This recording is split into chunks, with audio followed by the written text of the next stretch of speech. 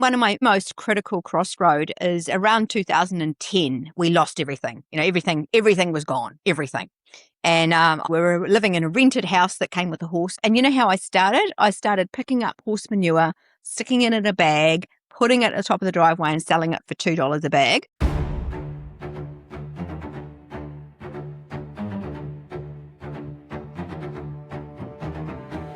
Hey, what's up, everyone, and welcome to the Fireside Podcast. I'm your host, Chris Turkington, and today on the show, we've got Nichole Lewis.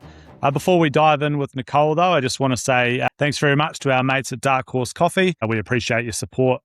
Nichole is the founder of Q4 Property. She's an international best-selling author, and she's also a mentor and a public speaker. So, Nichole, it's really cool to have you on today, and I'm looking forward to our chat. Thank you very much for inviting me. I'm hoping to inspire your listeners, and I'm looking forward to it as well. Yeah, nice. There's no doubt about that whatsoever. We'll dive into it. So you've had a lot of success in your career through property and other things. But what does success actually mean and really look like to Nichole Lewis? I think that's a really good question, actually. I was at a speaking engagement just the other week, and I was saying that I was a kid, I wanted to be rich. And then you realize when you get older, what is that? What is rich? And you want to be successful. And what is success? Well, to me, success is probably two major things and then a really cool byproduct. And the two major things are time with my family. So, when my kids were going to school, it was about 13 or 14 weeks of the year that's school holidays. I could take them all off. If the kids were sick or whatever, I could go and pick them up. I could go on all the school trips. And I got the best school trip ever, the parent helper, when my daughter went to New York and London for business. I was like, woo, super cool. And then, but then I get to fly business class. I sort of said to the teacher, is it all right if I'm at the front of the plane? And they're like, yeah, okay. It's like, yes.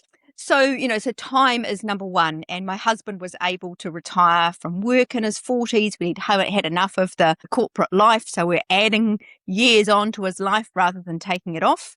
So, so that's my number one. And the second, in order to be able to do that, is to not have financial stress. I mean, I certainly remember the days where I used to feel sick to my stomach, wondering how much money was in the bank account. Luckily, before there was apps on your phone, I had to go to the ATM. Oh, how much money have I got? So I know what that financial stress is like. And that was another big thing to me of success, is not having that financial stress. And the byproduct of all of that, which is, probably another major, is to be able to help and inspire so many other people. Because a lot of the times when I used to search for, and I'd talk to people and I'd be like, well, how did you get to where you are? Oh, my family gave me some money to get started, or I had an inheritance, or this or that. And it's like, well, one person was like, we won lotto. And I'm like, oh, well, how do you do it if you've got nothing? And I literally lost it all, and started again with absolutely nothing. And so I really like the fact that I can inspire people and also show them how to do the exact same thing so they can achieve whatever success looks like to them in their life. Yeah, that's cool. And it's real natural for people when they say success, they want to chase the material things, the big house, the nice cars, the fancy holidays and stuff. But when you play it out over a long enough period of time, those things are hollow. You just adapt to them, they become normal, and then you're looking for the next shiny thing. So correct. When did time and I guess freedom to kind of do what you want, when did that become the goal that you were chasing?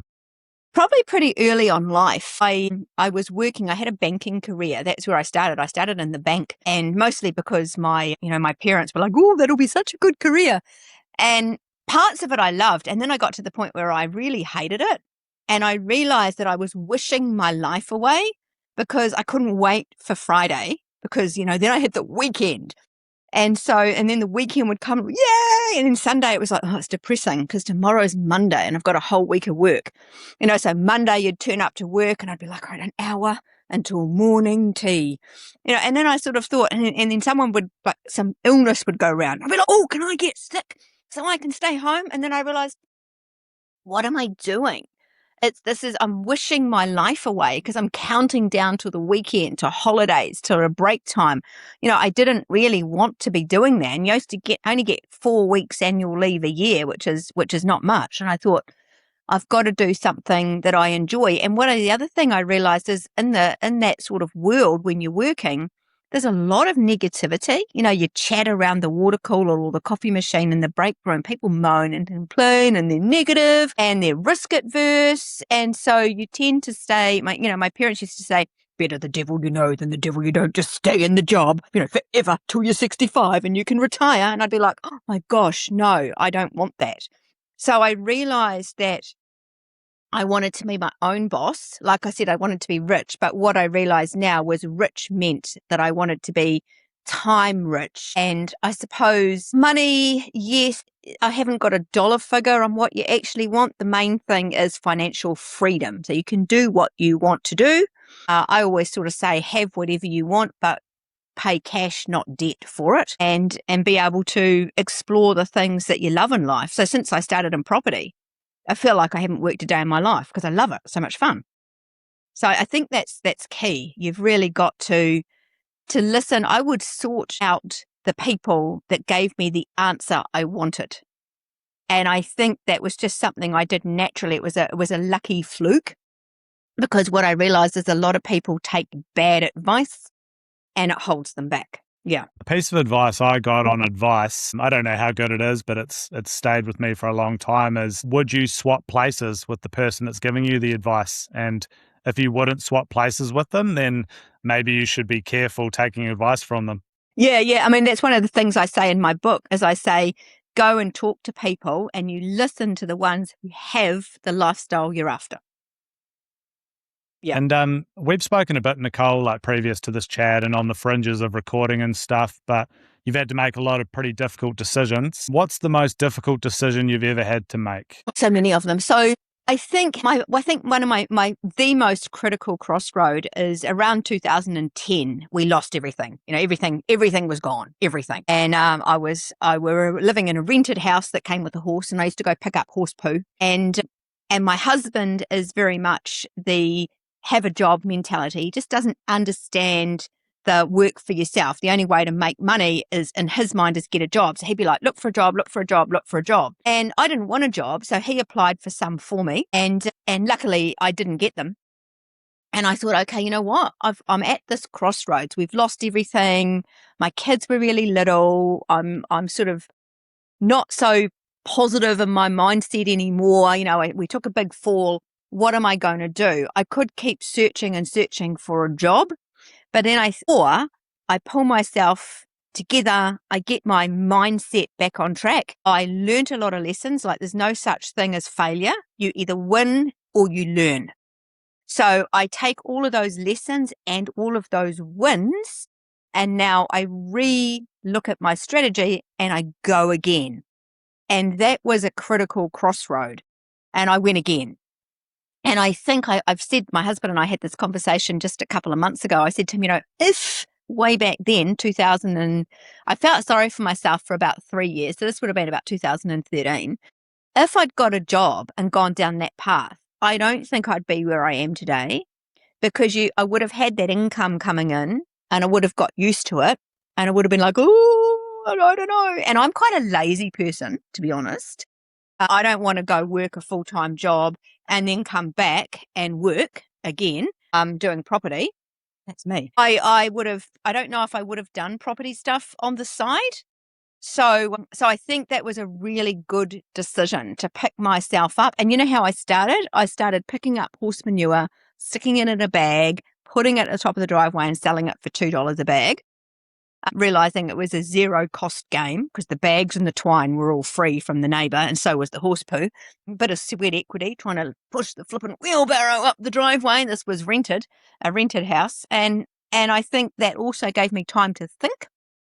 And then I thought, okay, how can I do some property with no money and get going? So that was really critical, to take, I suppose, the unknown path, because a lot of people would think, oh, the job is safe. You'll have X amount of dollars coming in every week, but it has a ceiling, and then I wouldn't be able to get past that. And I had kids.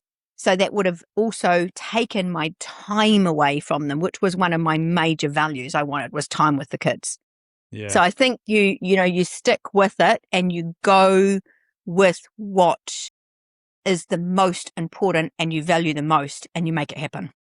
Yeah. And that's the thing, like sitting here and saying that's really easy, but at the time it must have been so difficult because, you were probably a bit gun shy after taking a big fall, as you described it. And then all of those draw cards of safe and secure employment, it's like, okay, well, I know that I can plan on it. It's a safe and steady paycheck and whatever it might be. Like that would be the default setting for a lot of people, that certainty, that comfort.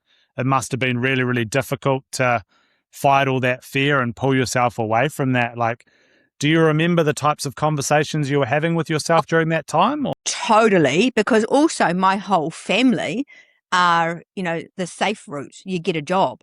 So I was also, so I also had all of that. And because a lot of people lost the shirt off their back in those times, a lot of my friends had gone bankrupt or, all sorts of things had happened. So I didn't even have that network of people.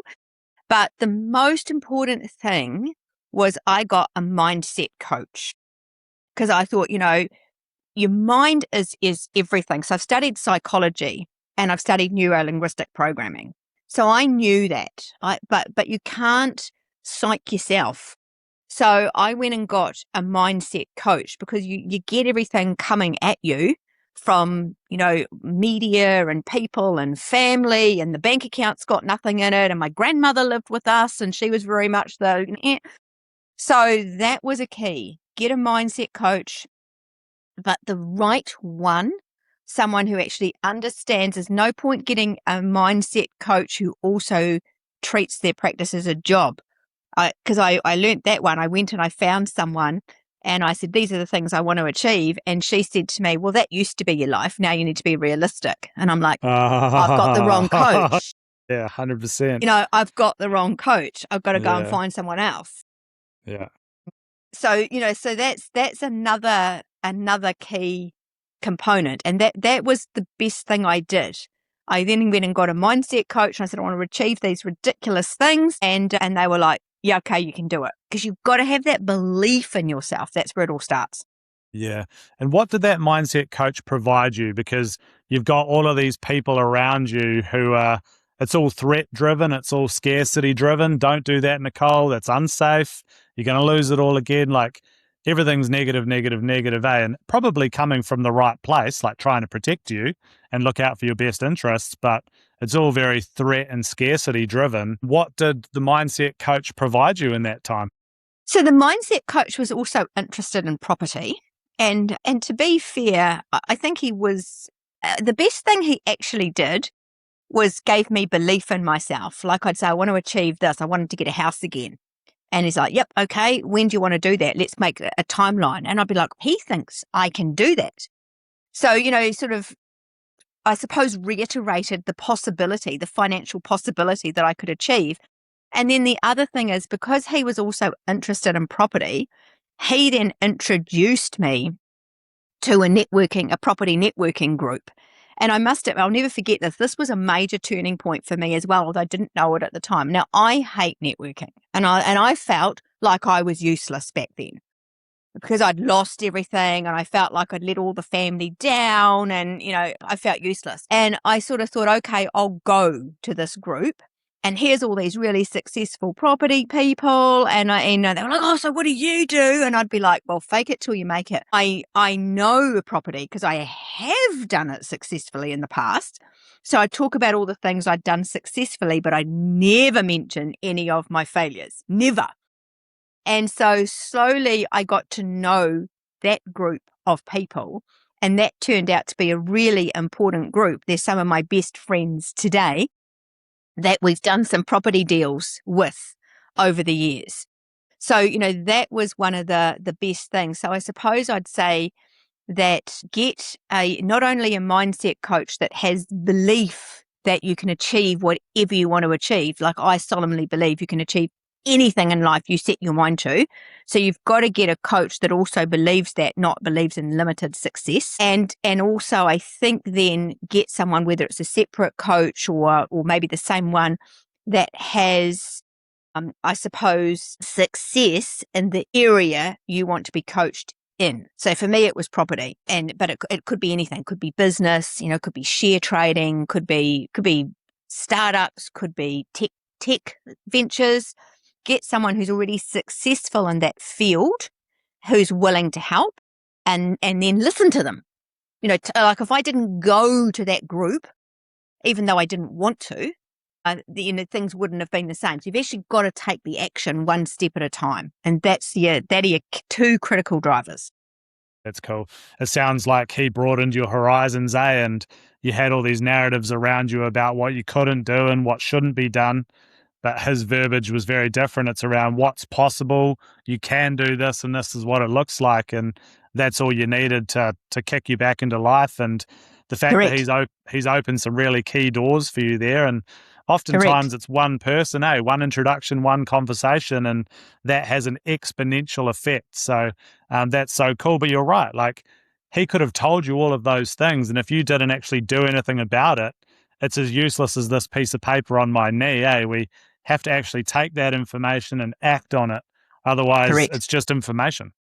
Yep. And that's not always easy because, Totally. one of the key sayings I learned is get comfortable being uncomfortable. Because whenever you're pushing to get to that next level in life, you're going through a new set of doors and you're going to be uncomfortable. Yeah. And it doesn't matter whether you're trying to make your first million or your first billion. It's another step up, and you're going to meet another lot of people and you're going to be uncomfortable. Crazy. Yeah. And when you get comfortable, it's time to move on. Yeah. It's so good. We get reminded of that. I specifically, and Rich, my business partner, we're very fortunate. We get to cross paths with a lot of people that are doing some pretty impressive things, and they're all saying the same thing. It's like, are you uncomfortable in that situation? Like, absolutely. Of course I am. It's like, good. That's where you need to be. And when that feeling goes away, you need to shoot higher and then higher again. Find a deeper hole to jump in, essentially. Yeah. Correct. With the right guide. Correct. The right guide. That's so cool. And, you've worked with a lot of people now, Nichole, and I know you continue to do that. What are you seeing that's holding a lot of people back? Well, I think the main thing is fear and risk, which are really the same thing. So, yes, I'm in property, and when clients come to me, buying a property is a big purchase. And so what they do is, it's interesting. I was listening to an Audible book the other day, and it says that when it comes to media, what sells is fear. People aren't interested in a good story. They're interested in a negative story. And so when we listen to whatever, news or whatever, especially at the moment on property, there's a lot of negativity. So people get scared. They're like, oh, wait. But the reality of it is you usually need to go against the tide. Like, at the moment, property's on sale, so it's the time to buy. Whereas why wait till it all comes to full price and then everyone jumps in? But what I say is that fear and risk is simply lack of knowledge. So really what you've got to do is go, well, if you educate yourself, then you can diminish the risk because it's mitigated. So it's sort of like start to do something really simple, like pull out a piece of paper and go, do the ETCs. So the emotions, what is it that you're really scared of? Write down all the worst case scenarios. What are you worried about? Write it all down. And then you do the T, which is the truth. Now, what's the truth of the situation? And then once you've written down the truth, you then can look at those two things and go, okay, what are the C's? What are your choices? What is it you can now do? So it can be something really simple, like I can go and get educated. I can go and read a book. I can listen to a podcast or, something like that. Or, for the really ones that really are determined, you go get a good coach and then let me start working with them and get someone that's going to guarantee results and get someone that's going to simply take you through one step at a time. What can I do this week? And then you just start. And it's amazing as well, like when you take your thoughts out of your mind where, by the way, you've blown them up to be bigger than Ben-Hur, and you get them down on a page in front of you and just take a little bit of time to process that, how ridiculous they actually are, when you get them out on paper. Hey, what's up, guys? Hopefully you're enjoying the episode. If it's landing with you, then you can check us out at www.aegisleadership.co.nz, or you can find us on LinkedIn and on Facebook. Thanks very much to our mates at Dark Horse Coffee, and from here we'll get back to the show. You made me think of that little saying where it's something like I was afraid of 1,000 things in my life, but 999 of them never actually happened. And Totally. it's a good little look into how the human brain works. We manufacture all of these worst case doomsday scenarios, but when you just sit and say, well, how many of those have actually manifested, or how many of those have actually played out, it would probably be pretty much none of them. Correct. Yeah, correct. And look, it happens all the time. It still happens to me now. I'm going to go and do a deal, or something doesn't go right, and you think, oh my gosh, what am I going to do? And you can get yourself into a bit of a frenzy. I read a book, I love it. It's called The Gap in the Gain. And Yeah, good book. and it talks about every single day, we have all these thoughts, and we either are in the gap thinking about all the bad stuff, or in the gain thinking about all the good stuff. And so it's all of these things happen subconsciously in our minds every day anyway, but it's just learning to catch it and go, oh, hang on, wait a minute, let me turn that around. Or like the little inner voice inside our head, which is always, again, we're not mad, we've all got one, what is it telling us? And when you hear it saying, oh, that you're useless, or just stop, or don't do that, or, just play games or scroll on social media instead of working, go, wait, stop. How's that going to get me achieving my goal? Turn it around. And then you just train yourself to take action. And it's really important as well to learn or to understand that our brains are negatively wired. We're designed to detect threats. That's pretty well known these days. So, you'll go through an amazing day. It's been awesome. Everyone's been great to you. And then that one person will say something stupid as you walk out the door. And that's the thing you're bitching about when you get home. You've completely forgotten about Correct. all the amazing shit that's happened. And you're complaining about that one thing. And that, I think, articulates really nicely how we're designed. So we've got to be mindful of that, when we're making decisions, is, hey, your brain will focus on the negative stuff. It will focus on what can go wrong, because back in the day, that's what kept us alive. 100% correct. 100%. And also, I've done a lot of work training my brain to work for me when I'm sleeping.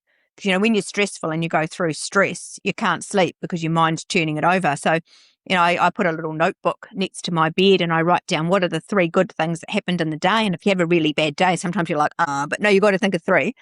And what are the 3 things I'm going to achieve tomorrow?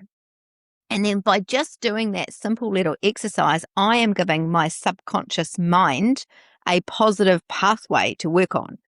And then it's thinking that and doing the work for me overnight. And you often wake up the next day with, oh, I've got this idea. So, whatever you feed your mind, it's what it's going to focus on. So, like, for example, I don't listen to the news because there's so much negativity. Yeah, exactly. And if you focus on that overnight, because it's subconscious, your subconscious mind doesn't know the difference between fiction and reality. So what are we telling it to do? And so, I can have quite a high threshold for stress, because I've learned to switch my mind on and off to focus on finding my solution.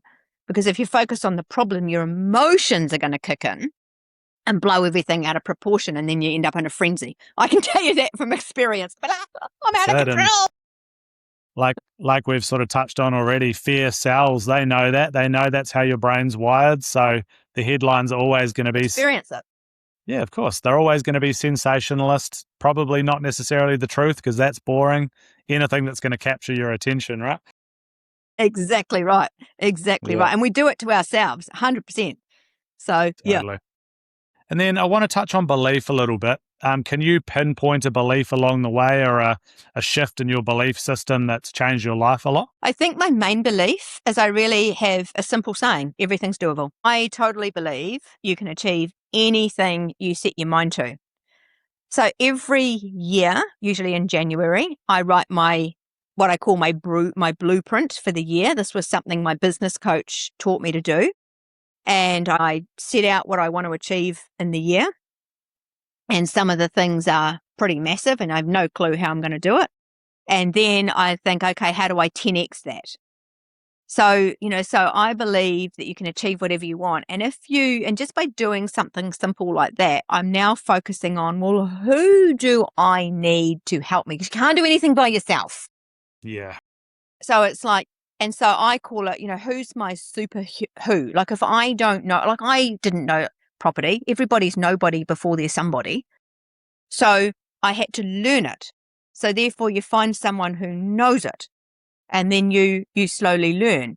And then it's the same thing for, for anything that you want to achieve. So I think that's really important. You hold that critical thought that it's possible. And I suppose I look at it, calling it really financial possibility. Like people, I think, have a belief as to what the possibilities are for their financial future. And some people might have a very limited belief if they believe they can't earn any more money than what they currently earn, or if they're lucky, they might get a 2% pay rise. Whereas you can actually have a belief that you can achieve whatever you want. And then what happens is your inner voice, like you might say, I want to be a billionaire, and your inner voice will go, well, you don't know how to do that. And it's like, no, you probably don't, but somebody does. So who can help you? And then you can't go from 0 to a billion. You first have to go from 0 to a million, or in my case, like negative, however, negative $10,000 to $1. So I was always overdrawn and an overdraft back in those days.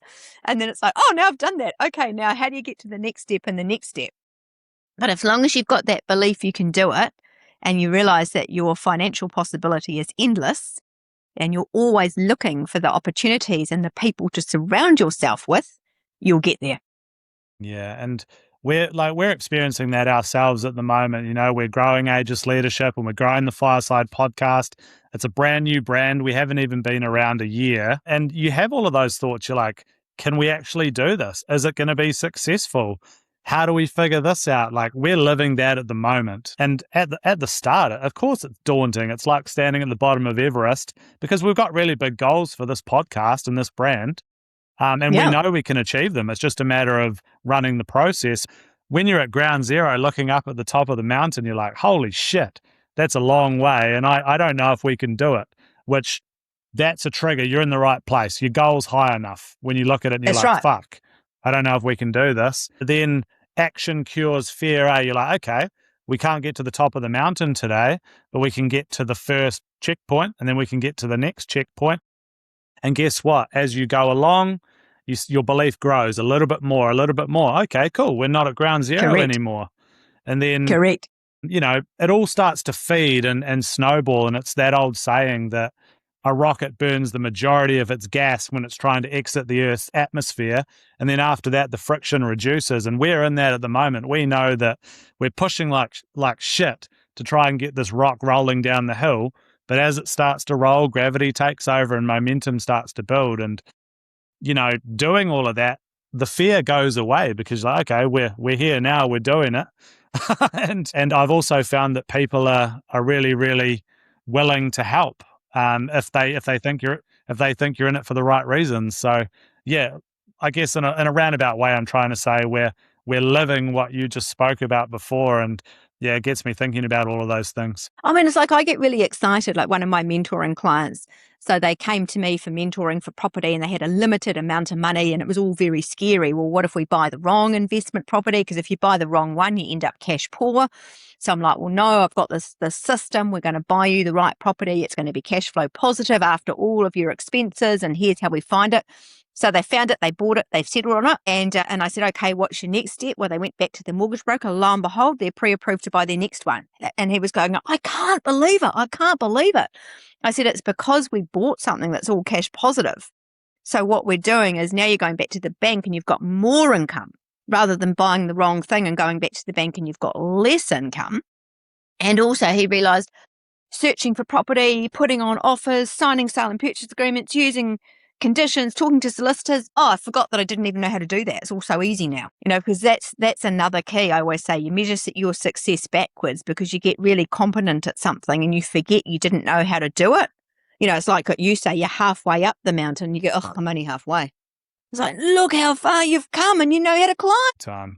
Yeah. Yeah. And I'm reading a really cool book at the moment by Jonathan Haidt, I think is the author.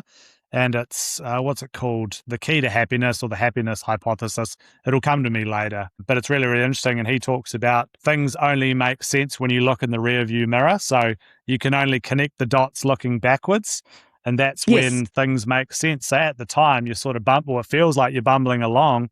But when you get to where you're going and you look back and you're like, shit, that all happened for a reason. And when I thought that was a waste of time, actually, that was the trigger that I needed at that time. And when I met that person and I thought that meeting didn't go very well, that was actually the kick in the right direction that I needed. So, yeah, a lot of the time, things only make sense after the fact.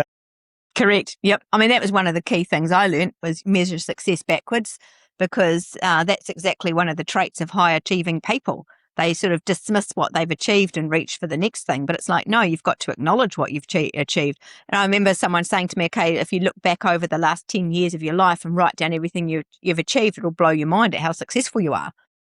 And I think that's a great exercise for people to do. Just stop and look at how good they are already. And also, like, as you sort of level yourself up in whatever domain's important to you, and you surround yourself with more success and higher achieving people and stuff, you're always going to feel that deficit, right? Because you're comparing up as opposed to comparing down to maybe previous peer groups or people that you sort of hung around at that point in time.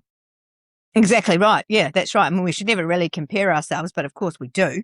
So, no, that's key. And how do you know when it's time to take a risk? You're in the business of risk, Nichole, and calculated risk, well understood and mitigated risk.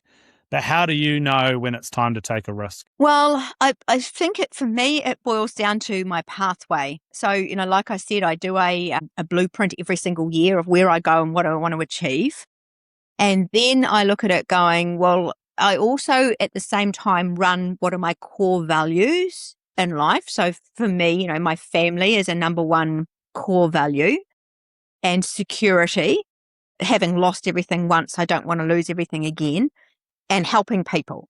So, you know what your values are and they change. And then I look at what the business is achieving. And then I'm always open to whatever opportunity comes along. And I've got one opportunity sitting on the table at the moment, for example, and it's a really great property. It's a few $1 million, but it's a really good buy. And so I sort of think, well, I'll analyze it from every angle. And this is where playing devil's advocate is useful. Like, what are all the potential pitfalls if I go ahead with this? A, B, and C. Okay, how can I overcome them? Have I got my ways of overcoming it? This, and if you do this, it'll work. Okay, now I'll put the deal together doing it this way. Then I go, now, why would I take that risk? Because I want to achieve this and this in my blueprint. And this is important for my values because it makes me be able to achieve this and this. And then have I got my advice from all the right people? Yes, I have. So, okay, I'll put this on the table. Now, whether the deal will come off or not, I don't know. But, that's how you really look at it. It's not just, it's something that you are building a pathway towards finding the opportunity. Yeah. Then you analyze it, and it's not only got to align with what your business wants to achieve, but your business needs to align with your values and why you're doing it. And then, of course, even then, as I said, I look at it from all the angles, having learnt in the past from mistakes I've made, and then figure out whether it's worthwhile taking the risk or not. Yeah, that's cool. It sounds like you've got your own decision-making framework there. Basically, is this decision in line, or is it going to serve one of my key values in life, the top three? And Correct. Do I understand the deal well? What's going to bite me? And essentially, is the juice worth the squeeze? And if you determine it is, alongside all of those, then you pull the trigger on it. Yeah, exactly right. And risk comes in all sorts of forms as well. I remember another critical pathway of mine, which would have been about probably 4 or 5 years ago now, not even that long ago, 3 years ago, when I wrote my very first book, Property Quadrants, and it hit international bestseller in 4 different countries, and it was really big in America, in the US. And I got approached by an American company to go, right, okay, we're going to work with you to make this bigger. And I was really tempted to do it. I thought, that sounds really cool. And then at the same time, I thought, okay, I've got to find myself a new business coach. So I went to someone I know I'd done some work with before. And she was like, no, I think you need to focus on just working in New Zealand. And that was a critical pathway. And you see, even then, either way is a risk, because it's like, do I do America? And that's a risk because I don't really know that market. Or do I close the door to America and do New Zealand? Because that's the risk, because New Zealand's so tiny. What if I've got that wrong? So, so you have some people would go, oh, that's not even a risk. But it actually is. You have all of these little things, little decisions that are actually critical pathways that you can look at it from a risk analysis point of view as well. And I decided to go with New Zealand, and I closed the door on America. Best decision I ever made, because, you play in your own backyard, and I know this stuff inside out. American property, I don't know inside out. And then it's different in 50 different states. So the book still sells there, and now it's on Audible because I got asked to do that. And then I got asked to write another one. One day I'll probably go and drag that, pull that lever a little bit. But risk comes in all sorts of form that we don't necessarily notice, or we don't think of as a risk. And I think analysis and running it past the right person, and again, what do you want to achieve, helps you you're always going to make the right decision. You've got to have that belief as well. There's no such thing as a wrong decision. It's just whichever pathway it takes you on. Yeah. You got me thinking there as well around taking no action or not making a decision is actually a decision. And that itself carries an enormous amount of risk. Like, let's say, for example, if you're like, oh, putting money in the bank's too risky, or investing in property's too risky and whatever, and you take no action whatsoever, the decision you're actually making is to arrive at retirement with no plan, probably no resources in place. And the outcome of that is actually far more risky and catastrophic than if you had just made the decision and taken the action in the first place. Like, choosing to do nothing is a choice, and it's probably the riskiest of all. It's like, I can't be bothered exercising, or not even being mindful of it and not exercising, which is the same thing. That lack of choice, the risk you run is incredibly poor health in the later years of your life, and probably a shortened life. So I think it's important for people to understand that making no decision is a decision, and it's probably one of the riskier ones. Totally. I read a book called Be Your Future Self by Benjamin Hardy, and he talked about that exact thing. Like, right now, we are laying the foundations for our future self. So if you look at it thinking, well, in 10 years' time, what do you want your financial possibility to be? Then you've got to make those decisions right now. So you go and educate yourself on the best way to diversify your portfolio. And even if you only put aside $1 a day into some sort of managed fund, the compounding growth over 10 years will actually give you a surprisingly big figure, which makes your financial possibility much more. So, so it's making those decisions. What do you want your future self to be like? So you want to in 10 years' time have some assets, but not only that, I think you're right. Like, you get to retirement and you might well have all this money in KiwiSaver, but if you don't know how to make money work, then are you going to blow through that in 2 years and have nothing? So financial possibility is also about education and learning how to handle. It might even be something really simple, like you've got a whole lot of bad debt and you don't even know what bad debt is. Educate yourself on what that is, acknowledge it, and start to figure out how to pay it off. And like, my thinking is like I said to my son, he's gone and done his OE, and I said, well, you always do whatever you want to do.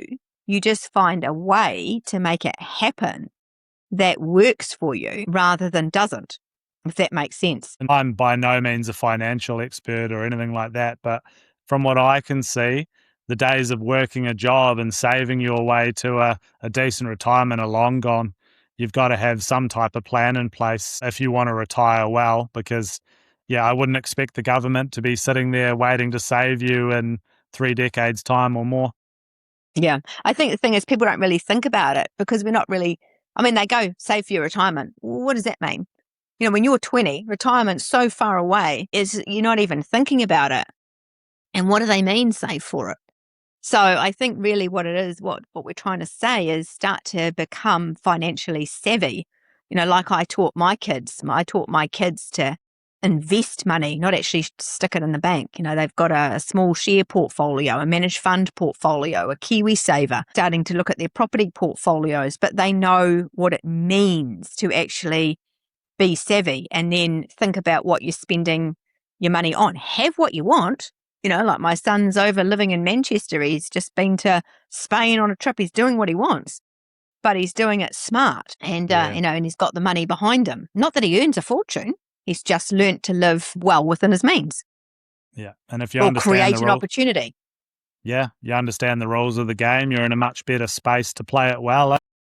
Well, you write your own rules. Yeah. So that you're not defined. You're not defined by anything. You write your own rules and achieve what you want. That's cool. And let's talk about habits. So, what habits have served you really, really well, Nichole, through your success journey? Is there anything that you can pinpoint that's served you well?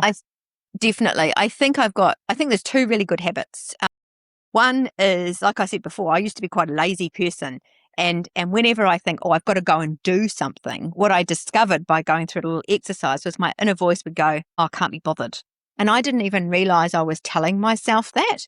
So therefore, I became, I would call it lazy, really a bit more sluggish, because I certainly am someone that takes action. I don't do nothing. But it might be something really simple, like go and send these emails. I can't be bothered. And then you start to think, I'll do it tomorrow. And I remember being in South Africa. I was working over in South Africa, and their saying was always, I'll quickly do this. I'll quickly do that. I'll quickly do this. And I thought that was actually really good. And I changed my mindset. So whenever I think, go to the supermarket, and my inner voice would say, I can't be bothered, I'd change it to, I'll quickly go to the supermarket. I'll quickly do this. And that was a big change of habit I made, which made me really so much more productive. And then actually you felt really energized at the end of the day because you'd achieved things and you'd done things you enjoy. And then so that was a really quite a good turning point, giving yourself a little tiny saying that motivates you to go and take small actions every single day, because energy builds results. And those will compound throughout your day as well. 100%. You put energy in, you get energy out, and it all feeds your mind and all that sort of stuff as well, which feeds your physiology, which feeds your emotions, which also then feeds your ambition and reiterates your story you tell yourself, which is, I can achieve anything I want. That's cool. So all those things work in harmony. And then the other thing, the main thing I teach all of my mentoring clients and all of our done for you clients when they just come and say, come and find us property in our concierge business, is follow everything through to the end. So many people, they give up. We might make 15 offers before we find a property, or we might have a deal that takes 6 months to put together, and we end up the only ones in the deal because everyone else has given up because, it's too hard, or that person hasn't answered me, or, these people are unrealistic, or what. And I go, no, follow it through to the end. So until that property is either sold to somebody else or it's off the market, you keep going. You keep in touch with the vendors, you keep in touch with the agents, you keep making offers, you find out what the vendors actually want. I'm always in for a win-win. I never want to rip anyone off, but what do they want? How could I make this deal, whether it's property or whatever, a win-win? And you keep following it. And I've done so many deals. I tell you, when I was finishing off my second book, which is called No Money Deals, how to do property when you're stuck for cash, because we always get to that point. And I was working on a $5 million deal. I'll never forget it. I was sitting in Tahiti at the pool. Got hot, so I go for a swim. And I'm thinking, I haven't got the $5 million at the moment, so I can't do this deal. And I was finishing the book telling Ryan's story about how he pulled off this deal. And all the way through, he's going, I don't know how I was going to do it, but I never gave up because Nichole taught me to follow it to the end. And I thought, I have to take my own advice here. So I got out of the pool. I thought, I'm going to ring the agent. I'm going to get this deal. I'm going to get this property all under contract. I'm doing it all from Tahiti. Don't know how I'm going to pull it off, but you follow it to the end. Lo and behold, I met a couple. They got in touch with me. They loved the property. We ended up closing the deal while I was on the plane on the way to London. Closed the deal, landed in there, and there was $700,000 in my pocket because I just pulled this deal off. How did that happen? Follow it through to the end. Yeah. I could have easily in Tahiti gone, I don't have the money. Nah. But I was inspired by Ryan's story, who was inspired by my coaching. So sometimes you even got to listen to yourself. Follow every deal through to the end, because you never know. Worst case scenario, I wouldn't have been able to pull it off. Yeah. But if you don't take action, you can guarantee nothing will happen. It's so good. And I'm obsessed with a Napoleon quote. Anyone that's listened to this more than once will know that victory belongs to the most persevering. And that's exactly what you just spoke about there. And all the guests we have on this show that are successful in their own right, they all have that in common, just that dogged determination to continue in spite of what's happening, to eat shit, eat glass, whatever it takes to get it done. And that mindset around, great, I just hit another roadblock today, fantastic. 2 other people would have quit by now. Oh man, all these things happened, fantastic. Some other people would have quit, and just knowing that that's going to make you that 1%er, if you carry on when other people would have laid down. Correct. And that's why I align everything to my values. And that's why I always teach my clients to think 10 years in advance, because that's what gets us through those tough times. Why bother? Well, because this is what I want to achieve, but not only for me. In my case, I want to achieve this for my kids. I wanted to be able to get my kids, I wanted to teach them stuff. I wanted to lead them by example. I wanted to show them they can achieve whatever they want to achieve. And I look back now, my kids are 20 and 22 and they've done it. They've got a long way to go, but what they've achieved so far is pretty cool. Yeah. And when it's all said and done and we get to the end, what do you want to look back on? Was it the pain of discipline, or is it the pain of regret? And I think I'm choosing the pain of discipline every day of the week, because regret's forever. I think that'd be a terrible situation to be in. What if? Exactly. If only you got to have a cracker. And that's exactly right. It's like when people reach out to me out of the blue and go, oh my gosh, I just read Property Quadrants and it changed my life. Thank you so much for writing it. I love that. It's like, that's amazing. I love to know that I've helped someone. It's just so cool that other people can be inspired by, my lessons in life. And what's the message, Nichole? Let's boil it all down to one message for our listeners today. What would you like to tell them? I really think that, possibility is endless. I've said it before, you can achieve anything you want to achieve. And really, you've got to, I'd say, do 3 main things. Find your super who, the person who believes in you as much as you believe in yourself and can help you get to where you want to be. And train your mindset, because my mindset's up and down all over the time as well. You've just got to, it's always a work in progress. So I am always a work in progress, and so are you. So never, ever stop learning, and think about what you're feeding your mind with. Like if I feel down in the dumps, I know I've got to take my horse for a ride, because if I'm not concentrating on that when he decides to jump over a ditch at 1,000,000 miles an hour, I'm on the ground. So I get off my horse and realize, I haven't thought about all my problems. Or I listen to an audiobook, and then I'm feeding my mind with all of that positive stuff and action that I can actually go ahead and take. So I think that is just the key thing. And you one step at a time.